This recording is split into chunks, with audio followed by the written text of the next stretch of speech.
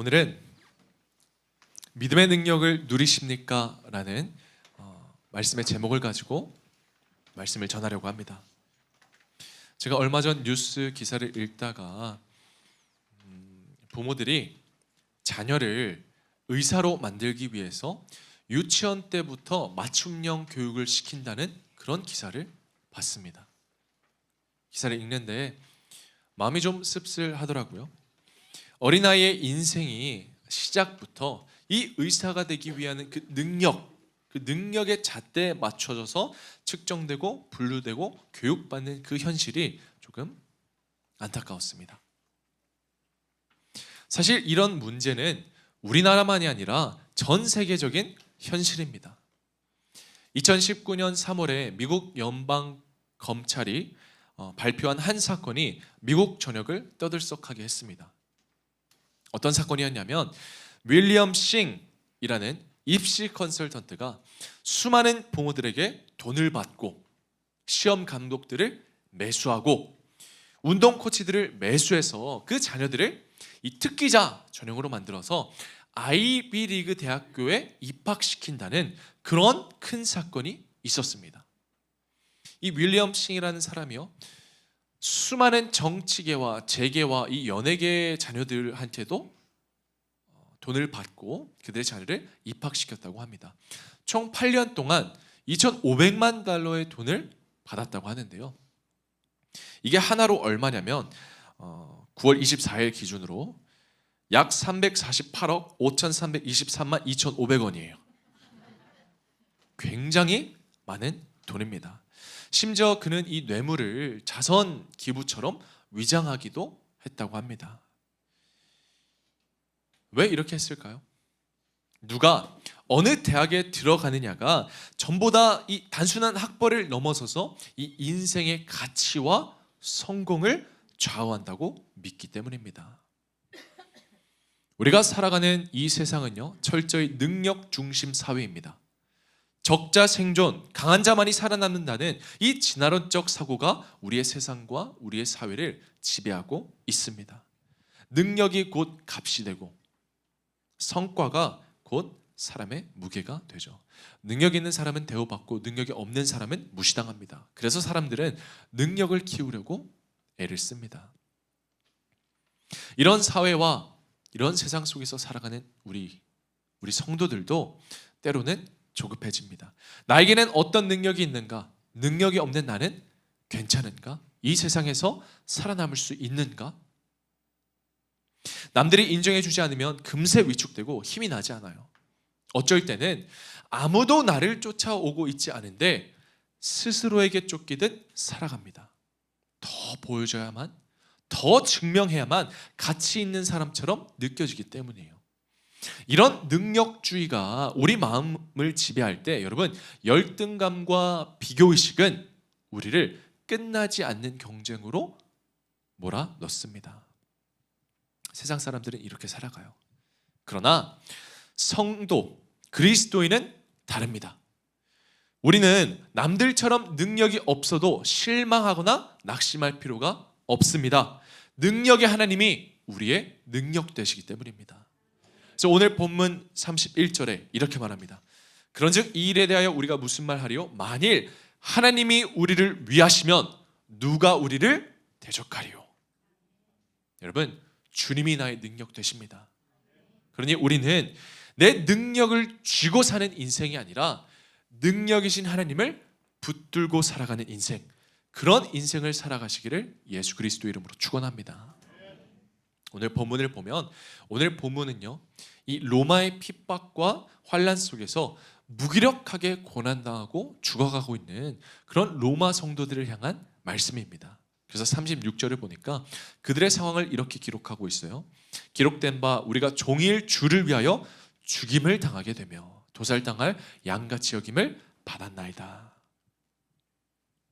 그런데 오늘 본문의 이 로마 성도들의 이런 상황들, 여러분, 로마 성도들처럼 오늘날 우리도 믿음을 가지고 믿음으로 살아가지만 우리도 고난을 당합니다.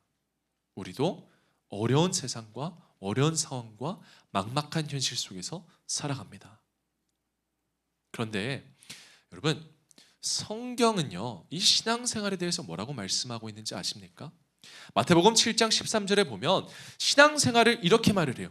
좁은 문으로 들어가라. 멸망으로 인도하는 문은 크고 그 길이 넓어 그리로 들어가는 자가 많고 생명으로 인도하는 문은 좁고 길이 협착하여 찾는 자가 적음이라. 그런데 여러분, 우리가 알면서도 이 길을 선택하는 자들이 어리석어 보이고 시간 낭비처럼 보일 수도 있어요. 믿음으로 살아가는 길이 좁은 길을 따라가는 거고 이런 어려움 가운데 살아가는 것을 알고도 선택하는 우리들이 정말 지혜롭지 않게 보일 수도 있습니다. 그런데 여러분, 제가 질문 하나 할게요. 예수를 따라가는데 여러분, 이 정도 어려움도 없을 거라고 생각하셨습니까? 신앙은 현실을 피하는 길이 아니에요. 어려움과 문제가 없는 길을 찾아내는 비법도 아닙니다. 신앙은 철저히 내 현실 한복판에서 내 삶 한가운데서 여러분이 주님을 의지적으로 선택하고 따르겠다고 고백하는 것이 바로 신앙입니다. 그래서 어려워요. 그래서 힘든 거예요. 여러분이 믿음을 가지고 믿음으로 살아가고 있지만 여전히 힘들고 어렵게 살아가고 계시다면 여러분, 오히려 잘하고 있는 것입니다. 신앙생활을 살아내고 계신 것입니다. 하지만 그렇다고 해서 걱정할 필요는 없습니다. 보이는 것이 전부가 아니거든요. 그리스도인은 이 땅의 삶이 전부인 존재가 아닙니다. 우리가 믿는 예수 그리스도가 어떤 분이신가? 본문 34절에 이렇게 말합니다. 누가 정죄하려 죽으실 뿐 아니라 다시 살아나신 이는 그리스도 예수시니 그는 하나님 우편에 계신 자요 우리를 위하여 간구하시는 자신이라. 아멘. 여러분, 세상 그 누가 죽음을 스스로 선택하겠습니까? 누가 죽으러 가겠습니까? 그러나 예수님은 십자가를 자발적으로 선택하셨습니다. 왜냐?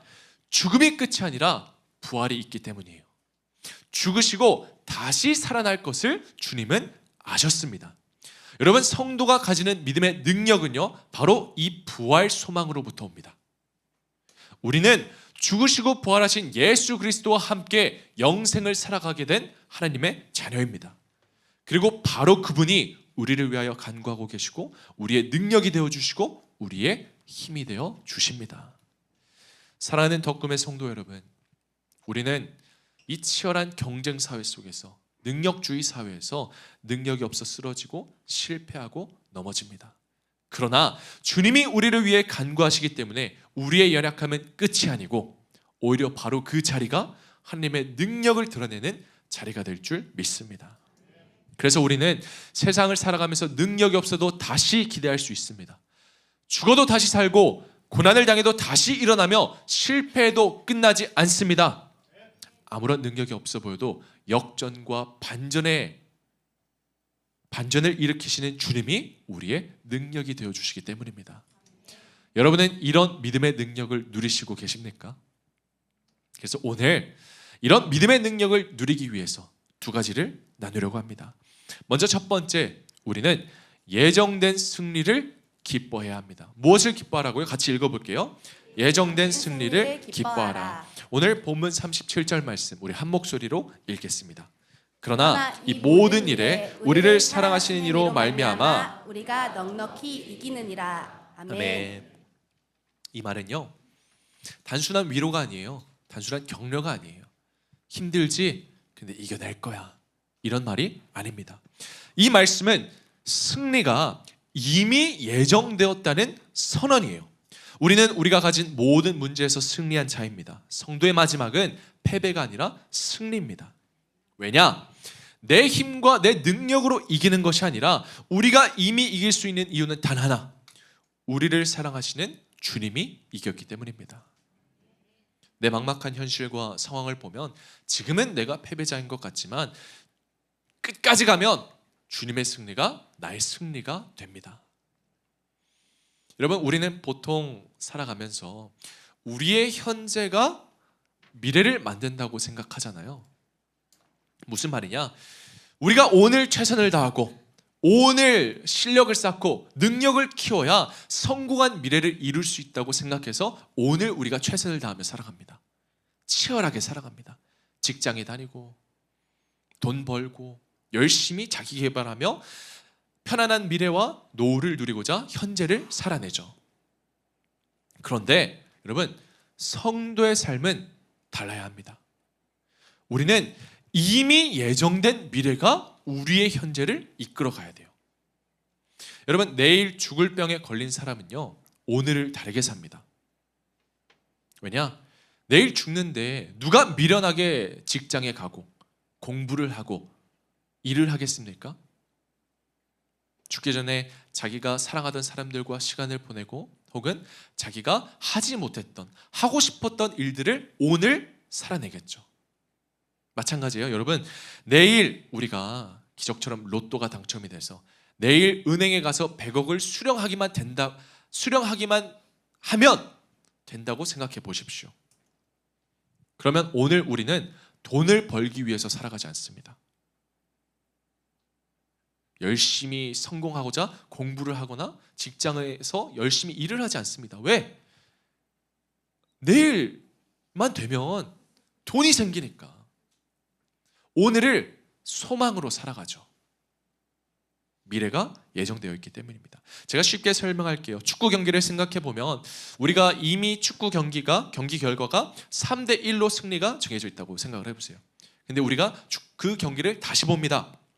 그런데 이미 결과가 3대1로 결정이 되어 있으면 우리가 그 축구를 볼 때 전반전이 아무리 불리해 보여도 그냥 이거는 고군분투하는 과정이라는 걸 알아요. 그죠? 왜냐? 전반전이 아무리 불리해도 후반전이 지나면 승리할 걸 알기 때문에.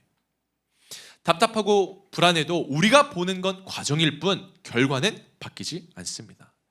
여러분, 성도의 삶도 이와 같습니다. 오늘의 실패와 고난과 어려움은 과정일 뿐입니다. 지나갑니다. 지금은 아무것도 보이지 않아 막막하고 답답해 보일 수도 있어요. 그러나 이긴 자의 미래를 알면 오늘의 실패를 두려워하지 않습니다. 오늘의 고난에 우리가 무너지지 않습니다. 낭망하거나 좌절하지 않습니다. 우리는 오늘을 소망으로 살아갑니다.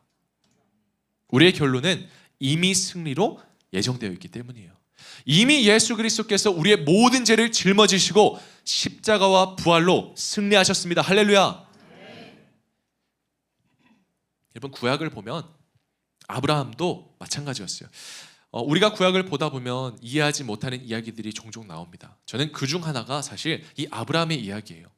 사랑하는 아들을 제사로 바치는 거, 인간적인 생각으로 우리가 이해할 수 없습니다. 그런데 아브라함이 이삭을 바치는데 그 아브라함이 이삭을 바친 이유에 대해서 성경은 이렇게 말합니다. 히브리서 11장인데요 17절에 아브라함은 시험을 받을 때에 뭐로 이삭을 드렸으니? 믿음으로 이삭을 드렸으니 그는 약속을 받은 자로 돼 그 외아들을 드렸느니 19절에 그가 하나님이 능히 이삭을 죽은 자 가운데서 다시 살리실 줄로 생각한지라. 아브라함은 믿음으로 이삭을 드렸습니다. 아들을 바치면서도 지금 내가 뭘 하고 있지? 이게 맞는 일인가? 이런 의심과 불안과 두려움보다 결말을 본 거예요. 지금은 이해되지 않는 과정이어도 결국 죽은 자도 다시 살릴 하나님, 약속을 반드시 이루실 하나님을 신뢰하고 이삭을 바쳤던 것입니다. 제가 카카오톡을 쭉 보다가 한 성도분의 이 프로필 대화명을 봤는데요. 요새 카카오톡이 새롭게 업데이트가 되었죠. 정말 불편해요. 저도 적응하는데 시간이 걸리는데 갑자기 사진들이 막 이만큼 다 뜨고 당황스럽더라고요. 그래서 제가 업데이트 안 하려고 했는데 갤럭시는 또 자동 업데이트 돼가지고 지금 굉장히 불편을 겪고 있습니다. 익숙해지려고 시간을 보내고 있는데 카카오톡을 쭉 보다가 한 성도분의 대화명이 눈에 띄었어요. 뭐였냐면 이렇게 적으셨더라고요. 결말을 알면 두렵지 않다. 제가 이 대화명을 보고 참 감동을 받았습니다. 여러분, 이게 믿음 아닙니까? 지금은 잘 모르기 때문에 불안하지만 끝은 이미 승리이기에 우리가 다시 일어설 수 있는 이유가 됩니다. 그게 바로 복음이고 그게 바로 믿음입니다. 여러분, 지금의 현실이 어떠하든 우리의 결말은 이미 승리로 예정되어 있습니다. 그러니 내 상황이 끝난 것 같아도 이미 정해진 승리가 우리의 현재를 이끌어가고 있으니 여러분, 두려워하지 마십시오. 담대하시기 바랍니다. 믿음 안에서 기뻐하고 믿음으로 살아가시기를 바랍니다. 주님은 이렇게 선언해요. 요한복음 16장 33절에 이것을 너에게 이르는 것은 너희로 내 안에서 평안을 누리게 하려 함이라. 세상에서는 너희가 환난을 당하나 담대하라. 내가 세상을 이겼노라. 이길 수도 있다. 이길 것이다. 가능성을 얘기하지 않습니다. 이미 세상을 이기셨다고 선언하셨습니다. 이미 예정된 것이죠. 그래서 이런 믿음의 능력을 누리기 위해서는 이미 승리하신 주님과 함께해야 합니다. 주님이 우리의 능력 되십니다. 그런데 여기서 이 예정된 승리가 무엇인가? 여러분, 예정된 승리는요, 내가 원하고 바라는 승리만을 의미하지는 않습니다. 본문 로마서 8장 앞에는 이렇게 나와요. 8장 28절에 우리가 알거니와 하나님을 사랑하는 자, 저와 여러분들 곧 그의 뜻대로 부르심을 입은 자들에게는 모든 것이 합력하여 선을 이루느니라. 여기서 선을 이룬다라는 것은 내가 원하는 방향으로 결론이 난다는 게 아닙니다. 단순히 내가 원하는 시험에 합격하고 직장에 취직하고 건강을 회복하고 가정의 관계가 회복되고 사업이 번창하는 것만을 의미하지 않습니다. 물론 그것도 다 하나님의 은혜입니다. 그러나 하나님이 주시는 승리는 거기서 끝이 아니라는 거예요. 더 깊은 곳에 있습니다. 우리 인생의 모든 순간들이 선하신 하나님의 영광을 위하여 결정된다는 것. 여러분, 그것이 성경이 말하는 진정한 승리예요. 그래서 내가 이해할 수 없는 고통조차도 하나님의 영광을 드러내는 도구가 되고, 내 눈에는 막혀있는 것 같고 실패인 것 같아도 하나님 눈에는 그 모든 것이 합력하여 선을 이루는 과정인 거죠. 여러분, 내 인생의 목적과 결론은 선하신 하나님 안에 있습니다. 그래서 우리는 낙심하지 말고 하나님의 영광을 위해서 살아가야 돼요. 하나님의 영광이 드러날 때 결국 내 삶도 가장 완전하게 완성이 됩니다. 선하게 완성이 됩니다. 그런데 여기서 하나님의 영광을 위해서 산다는 게 너무 추상적으로 들릴 수도 있습니다. 근데 거창한 게 아니에요. 말씀에 순종하며 살아가는 것이 하나님의 영광을 위해서 살아가는 것입니다. 하나님의 영광을 위한 삶은요, 결코 나를 억누르거나 나를 버리는 삶이 아니에요. 나를 포기하는 삶이 아니에요. 오히려 내 인생을 가장 복되게 하고 나를 가장 살리는 길이 되게 합니다. 물고기가 물 안에 있을 때 가장 자유롭고 나무가 땅에 깊이 뿌리를 내릴 때 가장 건강하게 자라는 것처럼 우리가 말씀에 순종하고 하나님의 영광을 위해 살아갈 때 결국 그 삶이 가장 선하고 가장 복된 길이 되는 거죠. 그 이야기가 베드로의 이야기에서 나와요. 여러분, 베드로는 예수님을 만나기 전에 무슨 일을 했냐면 어부였어요. 어부. 물고기 잡는 어부. 그래서 베드로는 주님이 찾아오기 전까지 어느 날 같이 이제 자신의 생업을 하고 있었죠. 물고기를 잡고 있었습니다. 그런데 그때 주님이 베드로를 찾아와요. 누가복음 5장 3절에 예수께서 한 배에 오르시니 그 배는 시몬의 배라. 베드로는요, 이 갈릴리 바다 근처에서 태어나고 자란 잔뼈가 굵은 어부였어요. 그러니까 평생을 그물질을 했으니까 경험이 많고 실력이 있던 사람인데, 그런데 이상하게 그날따라 밤새도록 그물질을 해도 물고기가 안 잡히는 거예요. 근데 그때 예수님이 그 베드로가 빈 그물질을 하는 모습을 보면서 툭 던지세요. 저기 한번 저 깊은 데로 가서 그물 던져보세요. 저기다 그물 던져봐요. 여러분, 베드로 입장에서 보면요, 우리가 성경을 읽을 때는 자세한 맥락이 다 적혀 있지 않아서 생생하지 않을 수도 있지만 베드로 입장에서 보잖아요. 굉장히 자존심이 상했을 수도 있어요. 왜냐?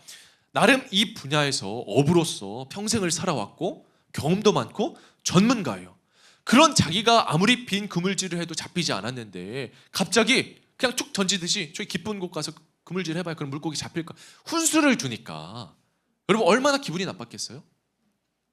충분히 전문가로서 반박할 수도 있었죠. 저도 목사로서 늘 설교를 하지만 누가 와서 목사님 설교 그렇게 하는 거 아니에요. 이렇게 하셔야 돼요. 이러면 솔직히 기분이 마냥 좋을 수만은 없죠. 베드로도 똑같았을 거예요. 자신의 경험과 능력이 무시당한다고 자존심 상하는 순간이었을지도 모릅니다. 그런데 저는 이 베드로의 이야기에서 오늘 우리들의 모습을 봅니다. 여러분, 우리도 베드로처럼 나름 실력과 능력을 키워 오셨잖아요. 잘 살아왔잖아요. 그런데 우리가 아무리 우리의 실력과 노력을 열심을 다하지만 그 결과가 빈 그물일 때가 있어요. 최선을 다하고 노력을 했는데도 아무 열매가 없는 날이죠. 마찬가지예요. 믿음으로 살아가지만 직장에서도 가정에서도 내 삶의 자리에서도 그런 순간을 우리는 다 경험합니다. 그런데 베드로는 오늘 놀라운 고백을 해요. 아니, 놀라운 행동을 보여주는데 그 고백으로 인해 베드로의 인생이 완전 뒤바뀌어 버립니다. 제가 쉬운 성경으로 가져왔는데 누가복음 5장 5절에 예수님이 깊은 곳 가서 한번 그물 던져봐라 했는데 베드로가 말해요. 선생님, 저희가 밤새도록 애써 곳곳에 그물을 내렸지만 한 마리도 잡지 못했습니다. 그러나 선생님께서 그렇게 말씀하시니 한 번 더 그물을 내려보겠습니다. 자신의 경험과 노력이 있었지만 다 해봤지만 아무런 소용이 없었지만 말씀에 의지하여 한 번 더 그물을 던지죠. 그리고 그 순간 상상치도 못하는 놀라운 반전이 일어납니다. 그물이 찢어질 정도로 고기가 잡히는 거예요. 6절과 7절에 그물이 가득 차서 찢어질 정도로 엄청난 양의 고기가 잡혔다. 그래서 시몬은 다른 배에 탄 동료들에게 소리쳐서 도움을 청했다. 그들이 와서 2배에다 고기를 가득 채우니 고기가 너무 많아 배가 가라앉을 지경이었다. 자신의 노력과 경험으로 최선을 다했지만 여전히 빈 그물이었던 삶에 주님의 능력이 임하니 말씀에 순종하니 반전이 임한 것이죠. 여러분, 자신의 능력과 실력으로 살아가는 사람의 인생의 끝에는 결국 빈 그물뿐입니다. 인간은 아무리 능력이 뛰어나고 실력이 좋아하고 소유가 많고 가진 게 많아도 여러분 결국 인간의 능력으로는 한계를 마주할 수밖에 없습니다. 왜냐? 우리는 완벽한 존재가 아니잖아요. 인간은 불완전한 존재예요. 그러나 내 능력이 아니라 내 실력이 아니라 내 경험이 아니라 우리가 믿음으로 주님의 말씀에 순종하는 사람은 빈 그물이 가득 채워지는 반전의 역사를 경험하게 되어 있습니다. 예정된 승리의 주인공이 됩니다. 그러니 여러분, 인생의 그 어떤 결론이 나도 선하신 하나님이 나를 위해 예배하고 계시고 준비하고 계시니 말씀에 따라 순종하며 예정된 승리를 기뻐하며 살아가는 믿음의 성도가 되시기를 예수 그리스도의 이름으로 축원합니다. 우리가 한 걸음 더 나아가서 믿음의 능력을 누리기 위해서 우리는 확정하신 주님을 신뢰해야 합니다. 확정하신 주님을 신뢰하라. 우리에게 예정된 승리를 선언하신 분은요, 사람도 아니고 세상의 권세도 아니고 우리를 사랑하시는 하나님이십니다. 여러분, 이건요 법적인 선포예요. 우리 33절 말씀 우리 한 목소리로 읽어볼게요. 시작. 누가 능히 하나님께서 택하신 자들을 고발하리요 위롭다 하신 이는 하나님이시니. 아멘. 아멘. 여러분, 법이라는 거는요 내 믿음과 상관없이 선포되어진 거예요. 그죠? 따라야 돼요.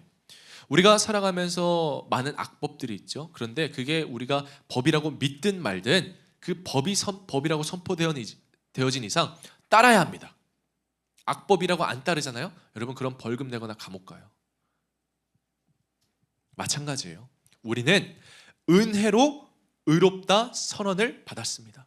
전능하신 하나님이 우리를 택하시고 우리를 위하신 하나님이 확정하신 거예요. 우리는 이걸 진리라고 부릅니다. 진리는 변하지 않는 거예요. 모든 사람이 선이라고 결정해도 하나님이 악이라고 말씀하시면 그건 악입니다. 반대로 모든 사람들이 악이라고 말해도 하나님이 선이라고 말하시면 그건 선인 거예요. 그런 면에서 교회는요, 여러분, 민주주의가 아닙니다. 교회는 신본주의입니다. 교회가 만약 모든 사람들의 말에 기울였다면, 모든 의견을 하나하나 다 들었다면 진리는 난장판이 됐을 거예요. 미국의 한 목사님이 AI한테 이런 질문을 했대요. 너가 만약 사탄이었다면 어떻게 성도들을 유혹할 것 같아? 이런 질문을 했다고 합니다. 그러면서 그 대답들을 쭉 소개하는데 저도 그 대답을 보고 충격 먹었어요. 제가 이 카테고리별로 정리를 했거든요. 3가지의 붕괴를 일으킨다고 합니다. 먼저 그 첫 번째, 습관 붕괴예요. 분주하고 바쁘게 만들어서 주님을 만나는 시간을 무너뜨린대요. 주중 예배 못 나오게 하고, RT 못 하게 하고, 기도 못 드리게 하고, 그리고 나중에 전략을 사용해서 말씀을 듣고 깨닫게는 하지만 나중에 전략을 사용해서 실제 변화가 없게 한다고 합니다. 그리고 섬김 과부하로 번아웃을 시켜서 신앙에 염증이 느끼게 한대요. 여러분, 만약 지금 이런 상태라면 잘 생각해 보셔야 돼요. 지금 내가 사탄의 공격을 받고 있는지 아닌지. 2번째, 공동체 붕괴. 섭섭함과 오해를 키워서 예배 소그룹을 끊게 만든대요. 교회는 끼리끼리니까, 지들끼리니까 내가 가봤자 소용없어, 이렇게 생각하게 한다는 거죠. 그래서 목장을 참여하지 않게 합니다. 또 정죄 루프와 관계 분열이 있는데 내가 과연 의롭나? 정말 내가 자격이 있나? 나는 이렇게 살아가는데 내가 교회에 나와도 되나? 이런 정죄 루프 속에 빠지게 한다고 합니다. 그리고 저는 이 마지막 붕괴, 3번째 붕괴에 주목을 했는데요. 3번째가 뭐냐? 신뢰 붕괴예요. 말씀의 상대화. 이 말씀이 과연 나에게 하는 말인가? 그리고 의심을 키우고 탐구는 막는데요. 뭐냐? 하나님이 정말 나를 사랑하시는가? 이런 나도 구원받을 자격이 있는가? 매번 흔들리고 무너지고 의심하고 내 삶이 이렇게 능력이 없어 보이고 뛰어난 거 없는데 정말 하나님이 나를 사랑하시는가? 의심하게 만든대요. 그런데 정작 믿음을 가지고 도전하거나 탐구하게는 만들지 않는다는 겁니다. 의심으로 끝난다는 거죠. 우리가 믿음을 가지고 정말 하나님이 나를 사랑하시는지 믿음으로 살아내며 하나님을 인격적으로 만나고 경험해야 하는데 의심으로 끝나게 한다는 거예요. 그리고 상대주의로 진리를 흔듭니다. 내가 기준이 되게 하고 세상이 기준이 되게 합니다. 내가 행복한 이상 내가 믿고 행하는 게 맞다고 생각이 들게 한대요. 그러나 여러분, 우리가 신앙생활하면서 늘 행복합니까? 제가 아까도 말씀드렸지만 그렇지 않아요. 우리는 좁은 길을 가는 자들이잖아요. 성도는 세상 사람들의 기준과 판단을 따라 살지 말고 하나님의 말씀을 따라 살아야 합니다. 여러분, 그래서 양육이 필요한 거예요. 말씀으로 우리의 가치관을 새롭게 하고 우리의 관점을 이동시키는 훈련이 필요합니다. 여러분, 양육 꼭 신청하세요. 새로운 법을 따르는 데는 시간이 필요해요. 그러나 우리가 훈련을 받고 그 시간을 견뎌내면 결국 그 길이 승리의 길이 됩니다. 사랑하는 우리 덕금의 성도 여러분, 믿음의 능력을 누리시고 싶으십니까? 그렇다면 내 생각과 내 기준과 내 판단은 다 버리고 주님의 뜻과 주님의 계획과 주님의 말씀을 따르시기 바랍니다. 확정하신 주님을 신뢰하시기 바랍니다. 주님만이 우리의 진리 되십니다. 지금 내 삶이 힘들고 끝난 것 같아도 주님이 끝이라고 할 때까지는 끝이 아니에요. 내가 볼 때는 안 될 것 같고 실패할 것 같아도 주님이 우리와 함께 하시니 우리는 반드시 잘 될 수밖에 없습니다. 다시 살아납니다. 여러분, 하나님은 우리를 위해 아들까지도 아끼지 않으셨잖아요. 우리 32절 말씀 같이 한번 읽어볼게요. 시작. 자기 아들을 아끼지 아니하시고 우리 모든 사람을 위하여 내주시니까 어찌 그 아들과 함께 모든 것을 우리에게 주시지 아니하겠느냐. 아멘. 여러분, 생각해 보세요. 사랑하는 아들까지 내어줬는데 우리 인생을 외면하실까요? 이 말은 우리에게 모든 것을 주시겠다는 거예요. 여러분, 우리는 그냥 그저 살아가는 연약한 존재가 아닙니다. 우리는 하나님께서 하나님 당신의 아들까지 내어주시며 우리를 택하신 하나님의 자존심이에요. 그래서 잘 될 수밖에 없는 거예요. 하나님은 하나님 당신의 명예를 거시고 우리를 승리하게 하십니다. 그래서 이 위대한 사랑을 오늘 본문은 이렇게 말합니다. 35절에 누가 우리를 그리스도의 사랑에서 끊으리요? 환난이나 곤고나 박해나 기근이나 적신이나 위험이나 칼이랴. 하나님의 사랑은 우리의 능력이나 조건에 달린 것이 아닙니다. 사랑은 하나님의 결심이에요. 나를 존재 자체로 사랑하시고 예수 그리스도 안에서 우리를 끝까지 붙드시고 책임지시겠다는 하나님의 결심입니다. 그 무엇도 우리를 하나님의 사랑에서 끊을 수 없습니다. 여러분, 오늘 여러분의 삶을 짓누르고 있는 현실은 무엇입니까? 무엇이 여러분을 괴롭게 하세요? 경제적인 어려움 때문에 허덕이고 계십니까? 건강 때문에 여러분 소망이 보이지 않습니까? 여러분 마음속에 있는 이 불안함과 우울함과 의심과 두려움 때문에 여러분 힘드십니까? 그러나 그 어떤 것도 우리를 하나님의 사랑에서 끊을 수 없습니다. 환난이나 곤고나 박해나 기근이나 적신이나 위험이나 칼이나 그 어떤 것도 우리를 망하게 할 수 없습니다. 주님의 사랑은 변하지 않기 때문입니다. 여러분, 지금 막힌 동굴 속에 있는 것처럼 막막하다면 승리를 확정하신 하나님의 섭리를 믿고 소망으로 살아가시기를 부탁드립니다. 연약하고 무력한 내 능력을 생각하며 내 인생을 스스로 계산하거나 계획하고 미리 실망하지 마세요. 주님이 된다고 하시는데 여러분 왜 내가 안 된다고, 왜 내가 능력이 없다고 포기하고 좌절하십니까?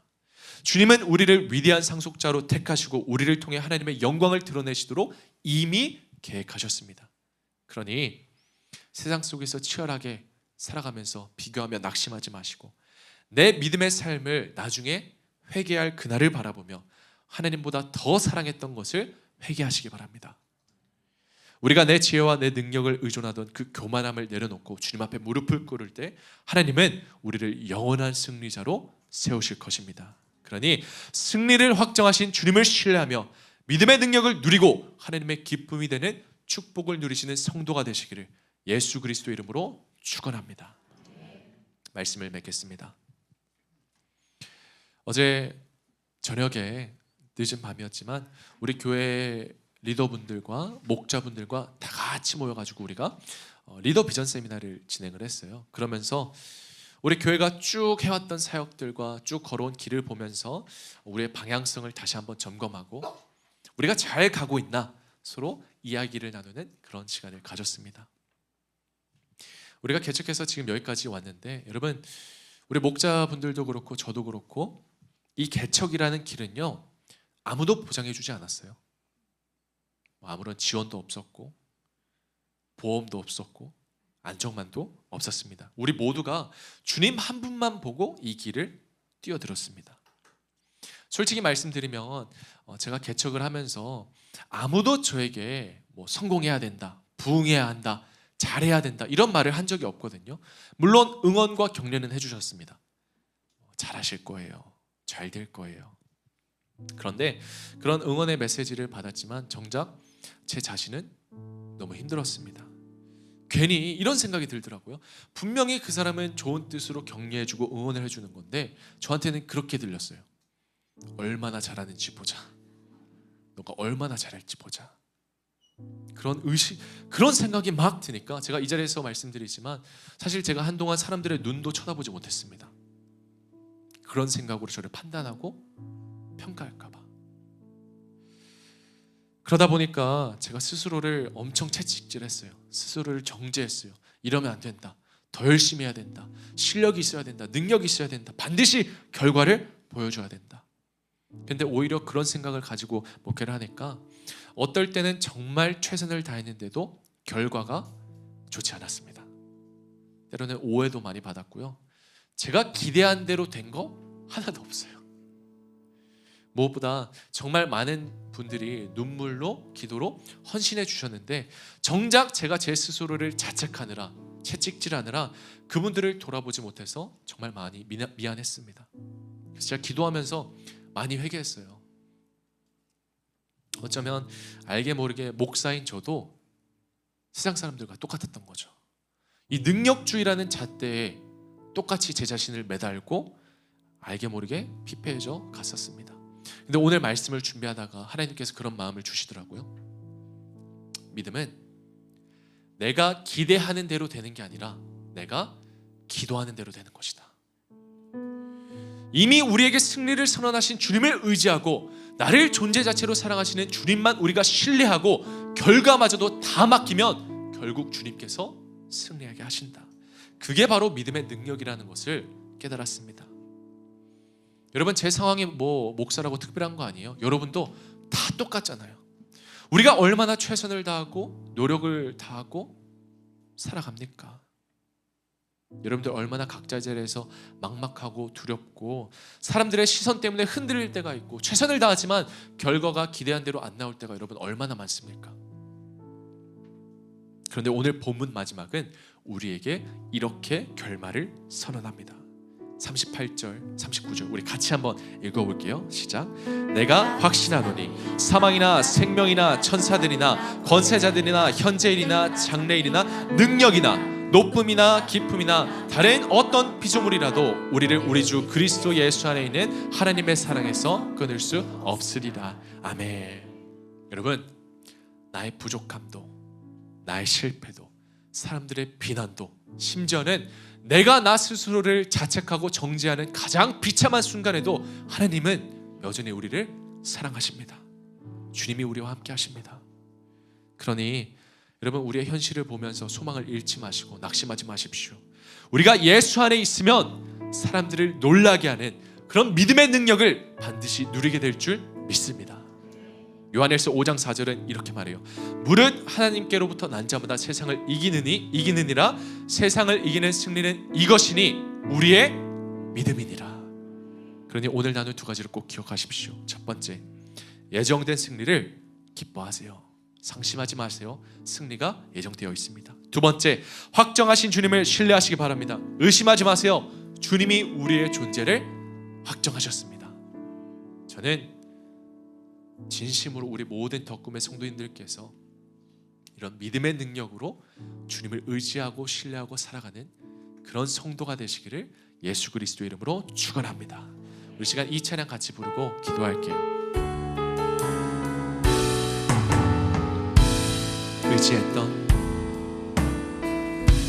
의지했던 모든 것 변해가고 억울한 마음은 거져가네. 부끄럼 없이 살고 싶은 마음 주님은 아십니다. 모든 일을 선으로 이겨내고 모든 일을 선으로 이겨내고 죄의 유혹을 따르지 않네. 나를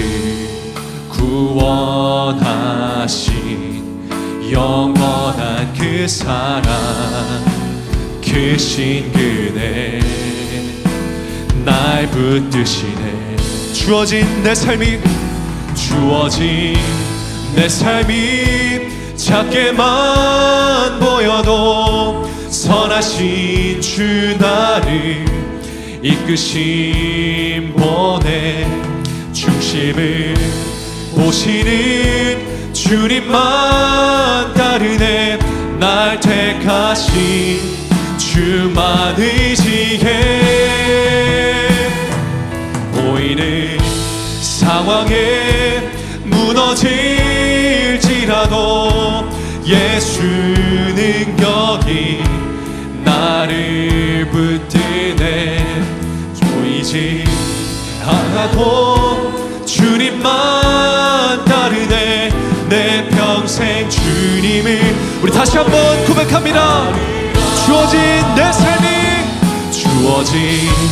내 삶이 작게만 보여도 선하신 주 나를 이끄신 분의 중심을 보시는 주님만 따르네.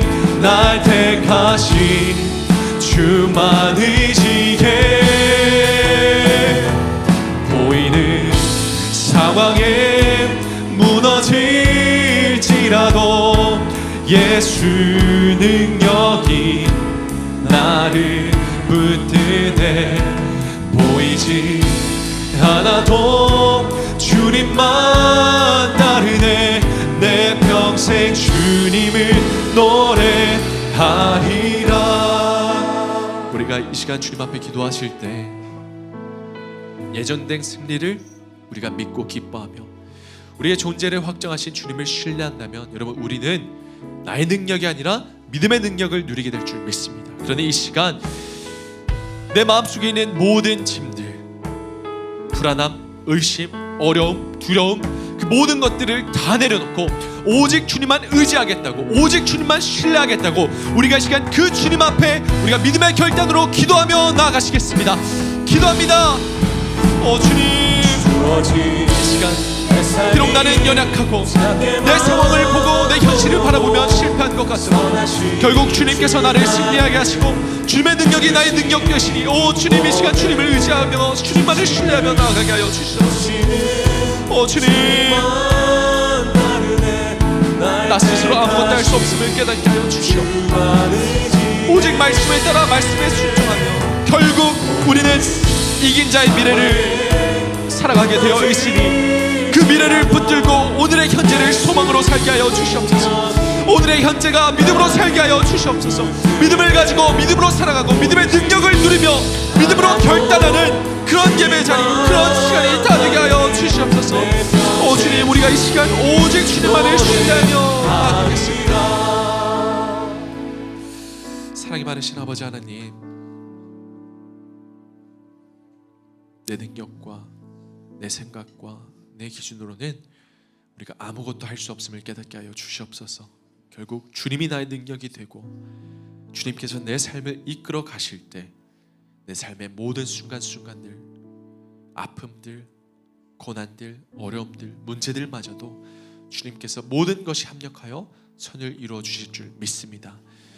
결국 주님께서 이긴 자의 미래를 우리에게 확정하시고 예정하셨으니 오늘 우리의 삶을 우리가 주님만 바라보며 소망으로 살아가는 그런 믿음의 사람이 다 되게 하여 주시옵소서. 감사드리며 이 모든 말씀 살아계신 예수 그리스도의 이름으로 기도합니다. 아멘.